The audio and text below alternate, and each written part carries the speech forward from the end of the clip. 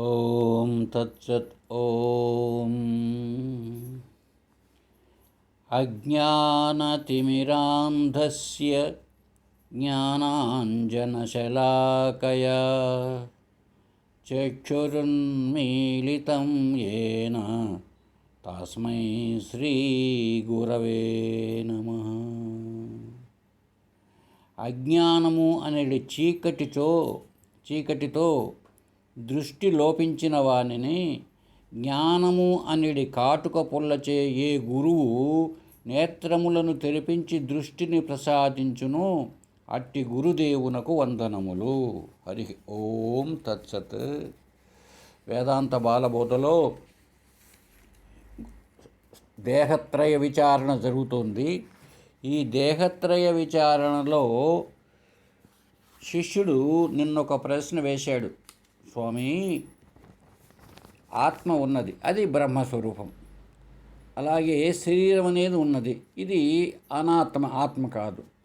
కాబట్టి ఈ ఆత్మ అనాత్మలకు అంటే ఈ బ్రహ్మరూపమైనటువంటి ఆత్మకు ఈ అనాత్మరూపమైన దేహానికి ఈ రెంటికి మధ్య భేదం ఉందా, లేక అభేదమా, లేక భేదాభేదములు రెండు ఉన్నవా అని చెప్పాడు. దానిపైన చర్చ కొనసాగిస్తూ వచ్చిందండి. ఇప్పుడు అక్కడ గురువుగారు చెప్పారు నిన్ననే, నాయనా, సమాన సత్తా కలిగిన పదార్థములకు ఉండేటువంటి భేదం కొన్ని చోట్ల కల్పితం, కొన్ని చోట్ల సత్యము. ఇంతకుముందే చెప్పుకున్నాం బాగా. నిన్న విచారణ చేస్తే నాయనా, ఆత్మకు అనాత్మకు అంటే ఆత్మకు శరీరానికి భేదం ఉన్నది అంటే రెండు ఉన్నట్టు అవుతాయి. అద్వైతంలో చెల్లదు, శృతియుక్తి అనుభవానికి వీలు పడదు. రెండింటికి భేదం లేదా అంటే ఇది కూడా కుదరదు అని చెబుతూ కొనసాగుతోంది. అందువల్ల నిన్నటిది బాగా మనం గుర్తుంచుకుంటే ఇక్కడి నుంచి కొనసాగింపు. కొన్ని చోట్ల సమాన సత్తాగల పదార్థాలు అంటే ఈ సత్తాల గురించి చెప్పబోతున్నాడు. సత్తా అంటే ఉనికి ఉండడం అనేటువంటి లక్షణంగా మూడు ఉన్నాయన్నాం. ఇంతకుముందు కూడా చెప్పుకున్నాం మనం. పారమార్థిక సత్తా ఒకటి, రెండవది వ్యవహారిక సత్తా, మూడవది ప్రాతిభాషిక సత్తా. ఒకే సత్తాతో రెండు వస్తువులు ఉంటే కొన్ని చోట్లేమో భేదం కనపడుతుంది, కొన్ని చోట్ల భేదము కనిపించదు అని చెబుతూ ఈ మూడు సత్తాల విషయంగా నిరూపణ చేస్తున్నాడండి. భేదాన్ని గురించి, ఈ భేదం రెండు వస్తువుల మధ్య ఏ భేదమైతే రెండు వస్తువులు ఉన్నాయనుకుందాం, వీటి మధ్య ఈ రెండు వస్తువులు కూడా పరమార్థ సత్తా కలవిగా ఉన్నాయనుకుంటే ఆ భేదము పారమార్థిక భేదము అంటాం. అంటే రెండు వస్తువులు నిజంగానే ఉండి ఆ రెండు కూడా పరమార్థ సత్తా కలివిగా ఉంటే అది పారమార్థిక భేదం అన్నారు. అయితే ఉన్నది ఒకటే కదా, పరమార్థ సత్తా శుద్ధ చేతనమే కదా, బ్రహ్మచేత చైతన్యమే కదా, సత్యచిత్ ఆనంద ఆత్మయే కదా, రెండవది లేదు కదా. కాబట్టి పారమార్థిక సత్తాలో భేదం అన్నది నిజానికి లేనే లేదు. ఏంది, రెండు ఒకే సత్తాలో ఉన్నప్పుడు కదా భేదము అని చెప్పుకుంటున్నాము. సమాన సత్తా గల పదార్థములు అయితే కొన్ని చోట్ల కల్పితంగా, కొన్ని చోట్ల సత్యముగా కదా. ఇక్కడ మూడు సత్తాలు ఉన్నప్పుడు ఒకటి పారమార్థికము, రెండు వ్యవహారికము, మూడు ప్రాతిభాషికము. ఈ పరమార్థ సత్తాలో రెండు వస్తువులు ఉండడానికి లేదు, ఉన్నది ఒకటే ఒకటి, అది ఆత్మ లేక బ్రహ్మస్వరూపం. కాబట్టి ఆ రెండు వస్తువులు లేవు కనుక దాంట్లో ఎటువంటి పారమార్థిక భేదం లేదు కనుక భేదం లేదు. సరే, ఇప్పుడు చూద్దాం. రెండవది వ్యవహారిక సత్తా ఎట్లా ఉంటుంది. ఈ భేదాన్ని వ్యవహారిక భేదం అన్నారు. ఎట్లా, రెండు వస్తువులు చూద్దామండి. ఇక్కడ కుండ ఉన్నది, ఆ పక్కనే బట్ట ఉన్నది. ఈ రెండు వ్యవహరిస్తూ ఉన్నాం మనం. వ్యవహారికమే, ప్రాతిభాషికం కాదు, పారమార్థికం కాదు. పారమార్థికం అంటే ఏమిటి? ఇప్పటికీ నశించనిది పారమార్థికం. వ్యవహరించేది, లోక వ్యవహారంలో వ్యవహరించేది వ్యవహారికం. కొద్ది క్షణాలు లేదా కొంత నిమిషాల పాటు ఉండి నశించేది ప్రాతిభాషికం అని ఇంతకుముందు బాగా మనం విచారణలో గతంలో కూడా చెప్పుకొని ఉన్నాం. ఇప్పుడు ఈ రెండు వ్యవహారికంలో ఉన్నాయి. కుండ నీళ్లు తెచ్చుకుంటాం, ఇంకేదైనా చేస్తాం. గుడ్డ చొక్కా కుట్టించుకుంటాం, ఇంకేదైనా చేస్తాం. కాబట్టి రెండు వ్యవహారికంలో ఉన్నాయి. వీటి మధ్య భేదము కనిపిస్తున్నది. ఏమి అట్లాగే నేల ఉంది, నీరు ఉంది. ఈ రెండుని మనం వినియోగించుకుంటున్నాం. వ్యవహారిక సత్తా ఉంది కాబట్టి వీటి మధ్య ఒకదానికొకటి భేదం కనపడుతుంది. ఇది వ్యవహారిక భేదము. అలాగే ప్రాతిభాషిక భేదం. ఇప్పుడు ఒకటేమో వ్యవహారిక సత్తా ఉంది, ఇంకొక దానికి ప్రాతిభాషిక సత్తా ఉంది. దీన్ని ప్రాతిభాషిక భేదం అన్నారు. ఏంటి? ఇప్పుడు తాడు ఉంది, ఇది వ్యవహారిక సత్తా కలిగి ఉన్నటువంటిది. వ్యవహరిస్తున్నాం కదా మన తాడుతో లౌకిక వ్యవహారంలో, కాబట్టి వ్యవహారిక సత్తా.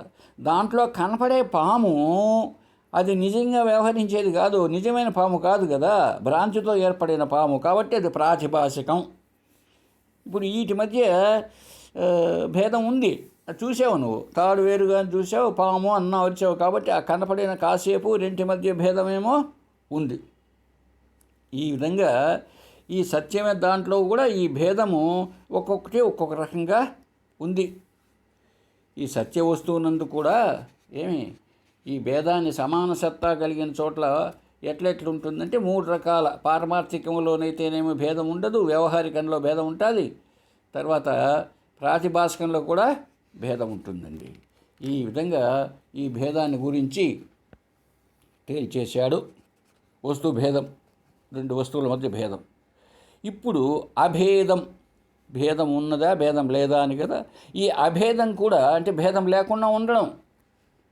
ఈ విషయాన్ని చర్చిస్తున్నాడు మళ్ళీ. 2 వస్తువుల మధ్య భేదం ఆ పై విధంగా ఉంటుంది అన్నది తెలిసింది. ఇక 2 వస్తువుల మధ్య అభేదం, భేదం లేకుండా ఉండడం, అది రెండు రకాలు. ఎట్లా? ముఖ్య అభేదము, బాధము, మిథ్యా నిశ్చయమైన అభేదము. చూడండి, ముఖ్య అభేదం, ముఖ్యంగా అభేదం అంటే భేదం లేకుండా ఉండడం. బాధము, మిథ్యా నిశ్చయమైన అభేదము. ఇప్పుడు బాధము అంటే బాధించుట, పోగొట్టుట, నశింపజేయుట. అప్పుడు ఇది మిథ్య అన్నటువంటిది ఎప్పుడైతే నిశ్చయం అవుతుందో అప్పుడు అభేదం రెండవది. బాధ, మిథ్య, నిశ్చయ అభేదము. ఒకటేమో నిజమైనటువంటి ముఖ్యమైన అభేదము, ఇంకొకటి అలా కాదు, అది ఎంతవరకు భ్రాంతి చేత నీకు భ్రాంతి చేత అభేదం అనుకుంటూ వచ్చావు. ఇప్పుడు బాధిస్తే అంటే పోగొట్టితే ఒకదాని యొక్క స్వరూపము అది మిథ్య అని తెలిసిపోతుంది కదా, అప్పుడు అభేదం. ఈ 2 రకాలు అని చెప్పడం జరిగిందండి. ఇప్పుడు దాని గురించి ఒక్కొక్క దాని గురించి చెప్తున్నాడు. భిన్న సత్తా గల పదార్థములకు భిన్న సత్తా అంటే ఒక వ్యవహారిక సత్తా, ప్రాతిభాషిక సత్తా, పారమార్థిక సత్తా ఒకటి, ఇంకొకటి వ్యవహారిక సత్తా. అది కదా 3 సత్తాలు అన్నప్పుడు భిన్న సత్తా. ఒకటేమో పారమార్థికము, ఇంకొక వస్తువు వ్యవహారికం. ఒకటేమో వ్యవహారికము, ఇంకొక వస్తువు ప్రాతిభాషికం. ఇలా ఉంటే దాన్ని భిన్న సత్తా అన్నారు. వీటి మధ్య ముఖ్య అభేదము లేదా రెండవది వచ్చి బాధిస్తే వచ్చేటువంటి అభేదము. ఇప్పుడు దీనికి ఉదాహరణ చెప్తే బాధ లేకుండానే అంటే నశింప చేయకుండానే అభేదం. ఎట్లాగా? తాడుంది, పాముంది. అలాగే మసక చీకట్లో ఒక మొద్దు చెట్టు ఉన్నది, ఆడెవరో మనిషి ఉన్నట్టు ఉన్నది. అలాగే శరీరం ఉన్నది, ఆత్మ ఉన్నది. అలాగే అంతటను వ్యాపించిన బ్రహ్మ చైతన్యము ఉన్నది, జగత్తు ఉన్నది. మొట్టమొదట్లో ఎట్లా ఉన్నదంటే ఇది ఏ విధంగా ఉంది అంటే అవివేక కాలమందేమో అంటే తెలియనటువంటి కాలంలో అభేదం ఉంది. అక్కడ నీకు అసలు సత్యం తెలియనప్పుడు భేదం లేనిట్టిగా తోస్తున్నది. అంటే చెట్టు ఉన్న చోట్లోనే మసక చీకట్లో ఒక చెట్టు, మొద్దు చెట్టు, ఈత చెట్టు, ఏదో మొద్దు చెట్టు, దాన్ని చూసి మనిషి అనుకున్నావు కదా. ఇప్పుడు ఆ చెట్టు ఉన్న చోట్లోనే మనిషి ఉన్నాడు కాబట్టి ఆ భేదమే. ఇప్పుడు అక్కడ మనిషి అనుకున్నవాడే చెట్టు కాబట్టి చెట్టునే నువ్వు మనిషి అనుకున్నావు కాబట్టి భ్రాంతి ఉన్నప్పుడంతవరకు అది అభేదమే. అది కాబట్టి అదేమో ఆ అభేదం ఎట్లా ఉందంటే భేదము ముఖ్యమైంది కనుక దాన్ని ముఖ్య అభేదం అన్నారు. వాస్తవానికి అది భ్రాంతే అయినా కూడా అయినప్పటికీ భ్రాంతే కదా అది. అయినా రెండు లేవు అక్కడ, నువ్వు చూడలేదు రెండుకి మధ్య భేదం, కాబట్టి ఒకటిగానే ఉంది. కాబట్టి దీన్ని ముఖ్య అభేదము అన్నారు. అలాగే పాము ఉంది, తాడు ఉంది. తాడును నువ్వు పాము అనుకున్నావు, అయితే నువ్వు భ్రాంతిలో ఉన్నప్పుడు రెంటి మధ్య, తాటి మధ్య పాము మధ్య భేదం కనిపించలా. నీకు తాడు బదులుగా పాము కనిపించింది కాబట్టి ఉన్నది ఒకటే, ఇది ముఖ్య భేదం. రెండవది కనిపించలేదు నీకు, అందువల్ల అక్కడ మిథ్య. ఈ మిథ్యగా ఉన్నటువంటిది బాధించబడిన తర్వాత విచారణ చేద్దాం, ఇప్పటికేమో అది ఒకటిగానే కనిపిస్తున్నది కాబట్టి ముఖ్య అభేదం. అలాగే శరీరము ఆత్మ, ఈ రెంటి మధ్య కూడా ఒకటిగానే ఉంది. ఎందుకో ఆత్మను ఒకటి, ఆత్మ అనేది ఒకటి ఉందని ఏమీ తెలియదు, అవివేక దశ అని చెప్పాను ముందే. అంటే విచారణ చెయ్యనటువంటి వరకు ఈ శరీరాన్నే ఆత్మగా భావిస్తారు ప్రతి ఒక్కరూ. ఆత్మ అంటే నేను అనే భావన, కాబట్టి శరీరమే నిజమైనది అనుకుంటూ ఉంటారు, ఇదే ఆత్మ అన్నటువంటి. దేనిపైన ఈ ఆత్మ అన్నది ఆరోపించబడి ఉన్నది? శరీరం పైన ఆరోపించబడి ఉన్నది. ఉన్నది వాస్తవంగా రెండున్నాయంటే రెండు లేవు, ఒకటే ఉన్నదేదో ఆత్మే. అయితే శరీరం పైన ఆరోపించేటప్పటికి రెండు ఉన్నట్టు మనకు అనుకున్నాం, భేదాన్ని అనుకున్నాం. కానీ ఇప్పుడు శరీరము ఆత్మ రెండు వేరుగా లేవు అని తెలిసిపోయింది. శరీరం మిథ్య అని తెలిసింది అనుకోండి, అప్పుడు అభేదమే కదా, భేదం లేదు కదా అదండి. కాబట్టి ఇది ముఖ్య అభేదము, అంటే భేదము లేదు ముఖ్యంగా. ఇక రెండవది బాధిస్తే అభేదము. ఇదండి ఏమి బాధ చేత అభేదం. ఎలాగా? ఇప్పుడు ఈ రజ్జు ఉంది, సర్పం ఉంది, స్థాణు ఒక పెద్ద గుంజ ఉన్నది, అక్కడ పురుషుడు ఉన్నాడు. బింబం అద్దానికి యువతలు నేను నిలబడకుండా అద్దంలో ప్రతిబింబం కనపడుతుంది, బింబానికి ప్రతిబింబానికి. అలాగే ఆత్మకు అనాత్మకు, బ్రహ్మమునకు జగత్తుకు. ఈ బ్రహ్మమునకు చిదాభాసుడు వాడి జీవుడు, వీనికి ఈ అభేదం అనేటువంటిది ఎట్లా ఉందంటే తత్వజ్ఞాన కాలమందు కూడా ఏ అభేదం కనపడుతూ ఉందో అది రెండవ దాన్ని బాధిస్తే కలుగుతుంది. చూడండి, తత్వజ్ఞానం కలిగిన తర్వాత రెండవ దాన్ని బాధించుటచే కలుగుతుంది.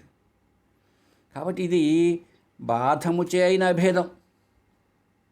ఇప్పుడు మళ్ళీ మనకు ఉదాహరణ చెప్పుకుంటే తాడునందు పాము కనిపించింది, అప్పుడు ముఖ్య అభేదం ఎట్లా కనపడింది నీకు? అవివేక దశలో విచారణ చేయనప్పుడు పామే ఉన్నది, తాడు లేదు కదా, అది ముఖ్య అభేదం. ఇప్పుడు విచారణ చేసిన తర్వాత అభేదం ఎలా కుదిరింది? ఇప్పుడు పాము లేదు, ఉన్నది తాడే. చూసారండి, ఇది బాధం అంటే నశింపజేయుట, లేకుండా పోగొట్టుట. ఎప్పుడైతే జ్ఞానం కలిగిందో పాము అన్న భావనను నువ్వు పోగొట్టావు, ఉన్నది ఒకటే తాడే.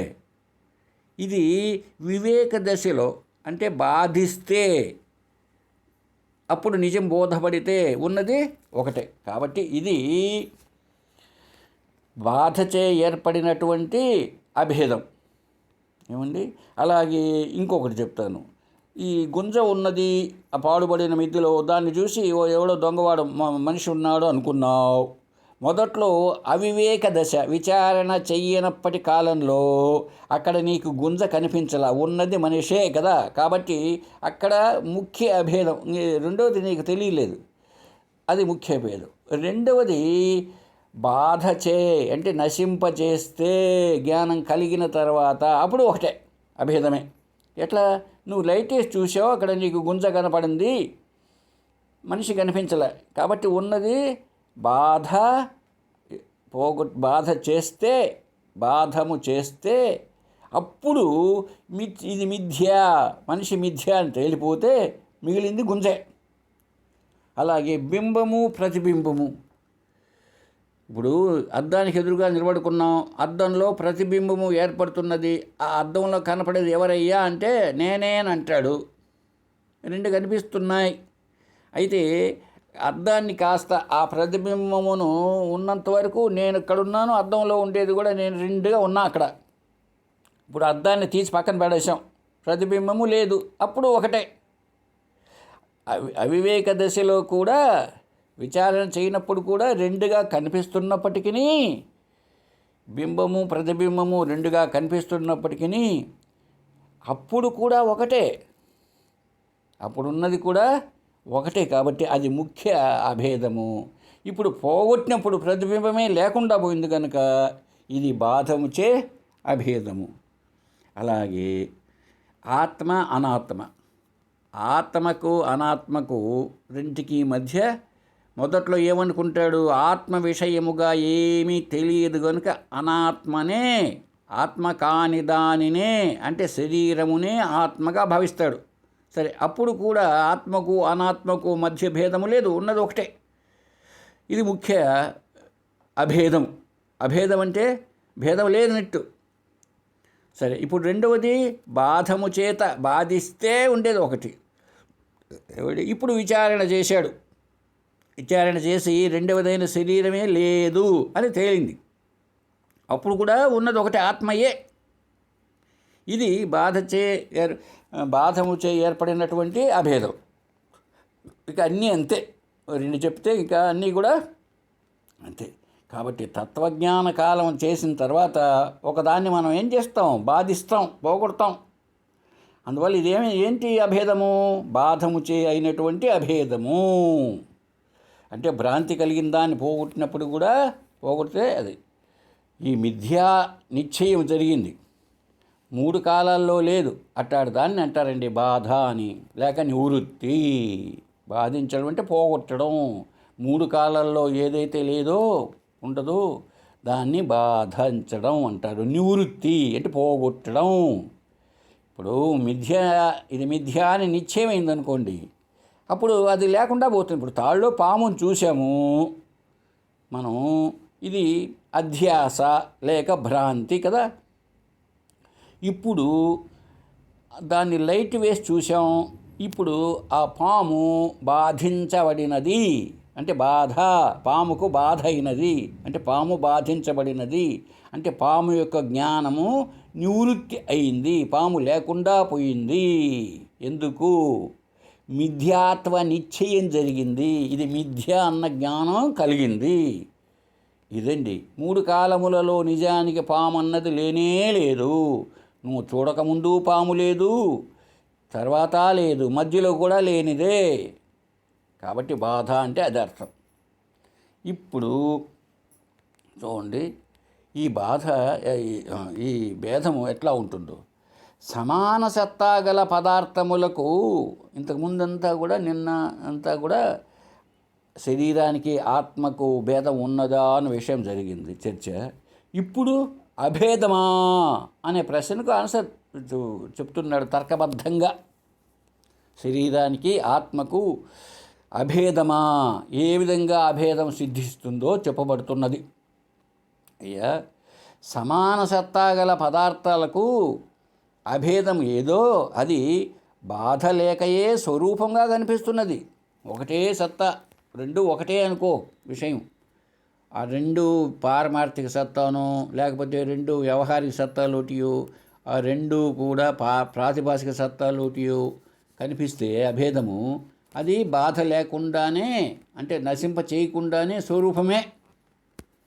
కాబట్టి దాన్ని ముఖ్య అభేదం అంటారు. ఈ ముఖ్య అభేదము రెండు రకాలు. మళ్ళీ ఎట్లా ఉంది? కొన్ని చోట్ల సత్యముగా ఉంది, కొన్ని చోట్ల కల్పితముగా ఉంది. సమాన సత్తానే, ఇది అభేదమే. ఏమీ తాడును లైట్ చేసి చూసేది అంతా లేదు. బాధించకుండానే, దాన్ని నశింప చేయకుండానే ఉందనుకో, అప్పుడు అది అభేదమే.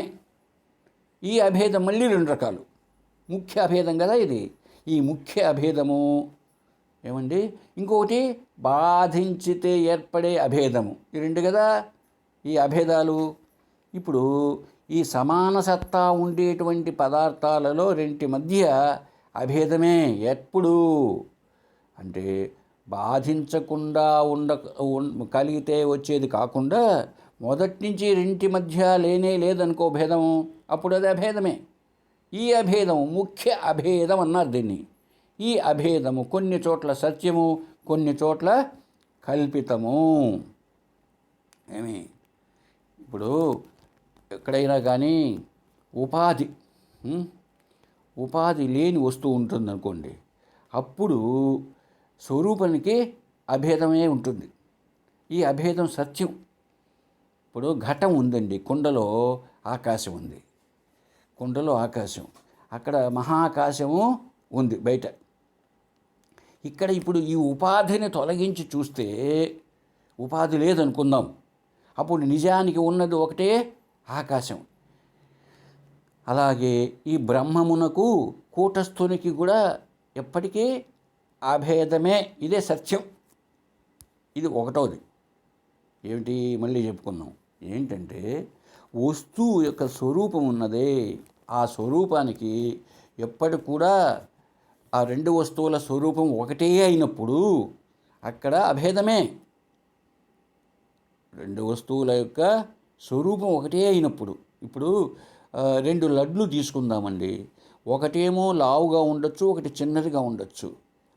అది కాస్త పక్కన పెడితే దాని స్వరూపం ఏమిటి?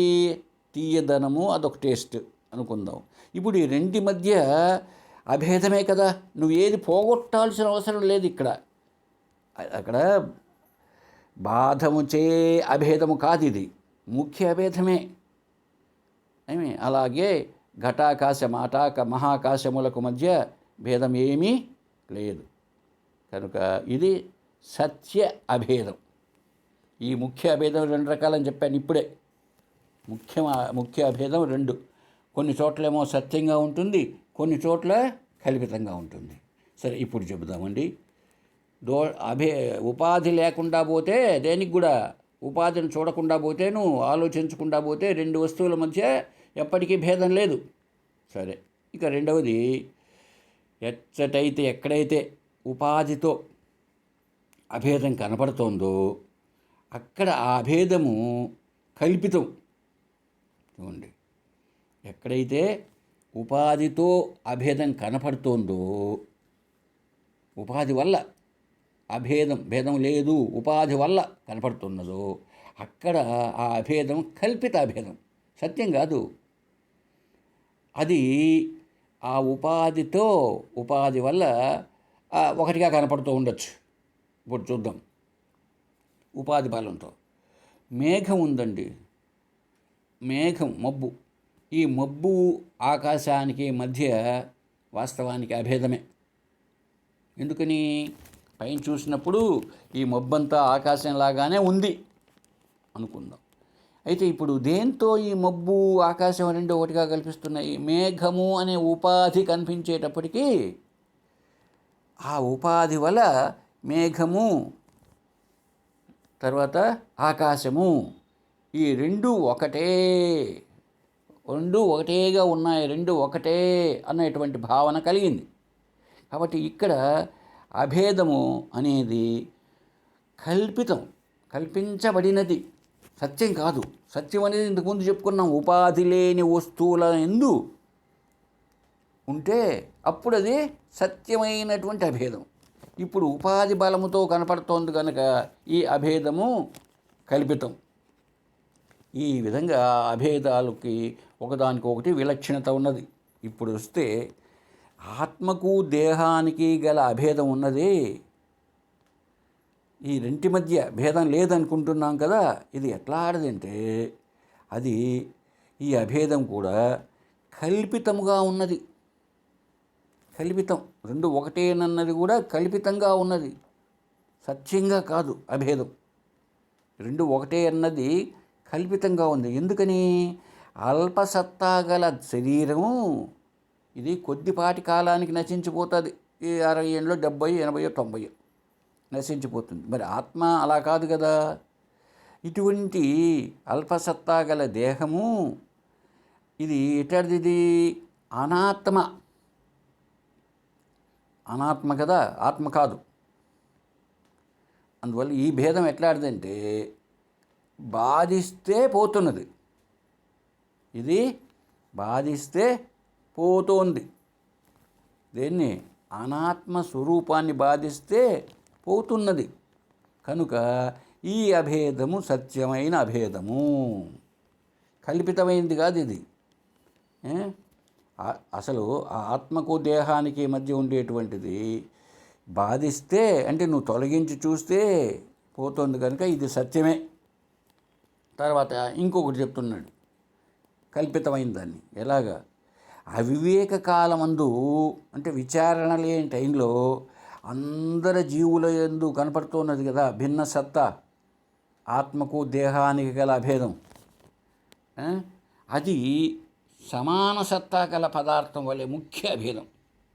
చూడండి, ఉన్నది అందరి జీవులలోనూ ఉంది ఆత్మస్వరూపం. అయితే శరీరాలు వేరుగా ఉన్నాయి, భిన్న సత్తా. ఆత్మ ఏమో పారమార్థిక సత్తా, శరీరాలు వ్యవహారిక సత్తా, కాబట్టి భిన్న సత్తా ఉంది. అయినప్పటికీ ఈ భిన్న సత్తాలైనా కూడా అన్ని శరీరాలు ఉన్నా ఒకటే ఆత్మే. కాబట్టి సత్తానేమో వేరువేరుగా ఉన్నప్పటికీ ఉన్నది ఒకటే ఆత్మ కనుక ఇది ముఖ్యమైనటువంటి అభేదమే. అయితే ఈ ముఖ్య అభేదం ఎట్లా ఉందయ్యా అంటే భ్రాంతి రూపముతో ఉంది, కాబట్టి ఇది కల్పితం. ఎందుకు భ్రాంతి రూపంతో ఉంది? అన్ని శరీరాలు అని ఎప్పుడు అన్నావో అన్ని శరీరాలను నువ్వు కల్పించుకున్నావు. అన్ని శరీరాలు ఏమీ లేవు.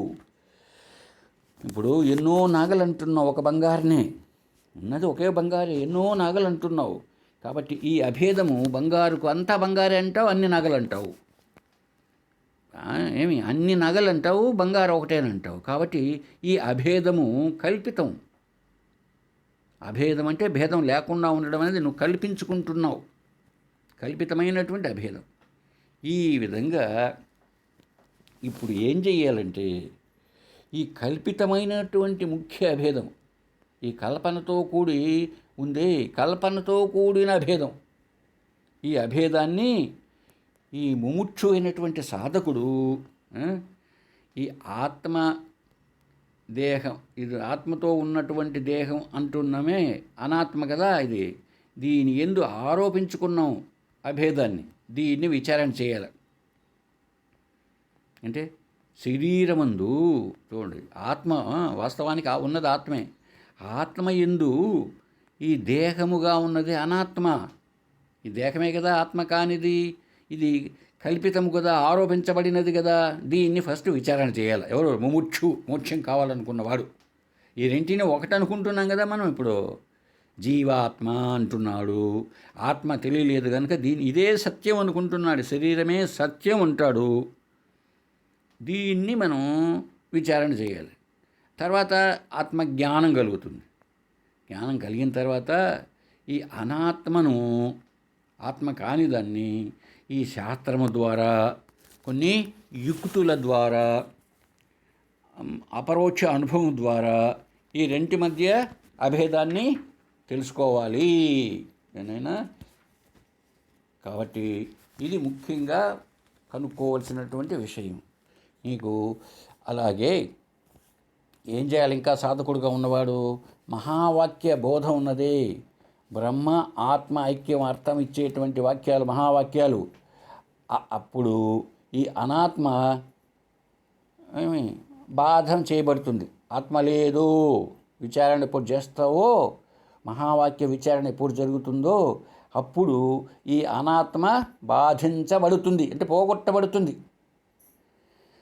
అలాగే ప్రపంచాన్ని అంతా కూడా ఇది కాదు, ఇది కాదు, ఇది కాదని నువ్వు నిషేధిస్తూ ఉండే శాస్త్రాల వల్ల ఇంకా కొన్ని ఉదాహరణలు ఉన్నాయి. స్వప్నాది దృష్టాంతం. చూడు బాబు, ప్రపంచం సత్యం అనుకుంటున్నావు, ఈ కళ వచ్చింది చూడు, కళ్ళలో కూడా ప్రపంచం ఉంది కదా, అది ఎంతమాత్రం సత్యము, అది సత్యం కాదు. ఈ జగత్తు కూడా సత్యం కాదు, నీకు అలా కనిపిస్తున్నది, నీ మనసు చేత కల్పించబడినది అనేటువంటి కొన్ని యుక్తులు అంటారు వాటిని. వీటిల ద్వారా ఈ ప్రపంచాన్ని కూడా మనం నిషేధించి చూడాలి. ఇట్లాంటిదంతా కూడా మొత్తం ఎప్పుడైతే చేయబడుతుందో అప్పుడు ఈ జ్ఞానం అంతా కూడా పరోక్ష జ్ఞానం అయిపోతుంది. అంటే ఏదో బ్రహ్మస్వరూపం ఉన్నది అని. ఆ తర్వాత ఇప్పుడు పరోక్ష జ్ఞానం కలిగింది. పరోక్ష జ్ఞానం కలిగిన తర్వాత ఈ మహావాక్యం ముందు చెప్పిన అర్థాలు మహావాక్యాన్ని విచారణ చేసి అప్పుడు ఏమవుతుందంటే రాను రాను నేను బ్రహ్మముగా ఉన్నాను, అహం బ్రహ్మాస్మి అనేటువంటి దృఢ నిశ్చయమైన అపరోక్ష జ్ఞానం ఎప్పుడు కలుగుతుందో, ఎప్పుడైతే ఈ అనాత్మను మనం కలిగించామో అప్పుడు అపరోక్ష అనుభవం అన్నారు దాన్ని. నేనే ఆత్మను అన్నటువంటి విషయం. దీనివల్ల అపరోక్షంగానే అది పోతుంది. అపరోక్ష జ్ఞానం కలుగుతుంది కనుక ఆ అనాత్మ భావన కూడా మనకు తెలియకుండానే అపరోక్షంగానే అది పోతుంది. కాబట్టి అపరోక్ష బోధ, అపరోక్ష జ్ఞానం, దీని చేత అపరోక్షంగా ఉండేటువంటి దీని ఫలితం ఏమిటి అంటే బాధ పోగొట్టడం. ఏది? అనాత్మను పోగొట్టడం అంటే నిజంగా ఉండి కాదు, నశింపజేయడం. ఇప్పుడు ఒక్కోదానికొకటి ఆపేక్ష రూపం అన్యోన్యాశ్రయం కాదు ఇది. అది పోగొట్టాలా, ఏది అనాత్మ లక్షణాలన్నింటినీ పోగొట్టాలా, అప్పుడు మాత్రమే అనే ఆ ఉద్దేశం కాదు. నిజంగానే వాస్తవ అభేదమా, కల్పిత అభేదమా? వాస్తవ అభేదమే, కల్పిత అభేదం కాదు. నువ్వు కల్పిస్తే, నువ్వు ఏదో విచారణ చేస్తే వచ్చేది కాదు ఇది. వాస్తవంలో ఆత్మానాత్మల మధ్య భేదం లేదు, అభేదమే. భేదాన్ని నువ్వు కల్పించుకున్నావు. ఇప్పుడు ఈ కల్పిత భేదాన్ని, ఇది కల్పిత అభేదము అని నీకు నిశ్చయమైన తర్వాత ఎప్పుడైతే దాన్ని బాధించేవో అప్పుడు అది లేకుండా వెళ్ళింది. ఇప్పుడు అది ముఖ్య అభేదమైంది. ఇంటి మధ్య ముఖ్యంగా ఉన్నటువంటి అభేదమే. అంటే భేదం లేదు. ఆత్మకు అనాత్మకు మధ్య భేదం అనేది ఎప్పటికీ లేదు. ఇది అద్వైత సిద్ధాంతం. ఇలా విచారణ చేస్తే మనకు ఈ ఫలితం కలుగుతుంది. ఎప్పటికీ ఉన్నది ఒకటే, రెండవది ఏమీ లేదు. ఇది అద్వైత సిద్ధాంతం. ఇలాగా మనం చేస్తూ వస్తే అభేదం ఏంటో తెలిసి వస్తుంది. రెంటి మధ్య, ఆత్మ అనాత్మల మధ్య భేదము లేదు. అభేదము మరి అక్కడ నీకు ప్రశ్న వేసావు కదా, మరి అభేదం అనేది కూడా వాడు కూడా అభేదంగా చూస్తూనే ఉన్నాడు కదా. తాడు పామును అప్పుడు వాడు ఒకటే కదా చూసింది. అంటే అలా కాదు. అక్కడ అసలు అభేదమే వాడు కల్పించుకున్నాడు. తాటి యందు పామును చూశాడు వాడు, అంతే. ఇప్పుడు ఎప్పుడైతే బాధించేసి పామును తొలగించేశాడో, పాము నిజంగా ఉండి కాదండి, తాడి యొక్క జ్ఞానం ఎప్పుడు కలిగిందో పాము అనేది లేకుండా పోయింది. ఇదే కదా బాధించడం అంటే. ఇప్పుడు అంతవరకు భావించినటువంటి పామే తాడైంది, అంతే కదండి. రెండు లేవు, ఉన్నది ఒకటే అయిపోయింది. ఇది అద్వైత సిద్ధాంతంలో జరిగేటువంటి ఫలం. హరి ఓం తత్సత్.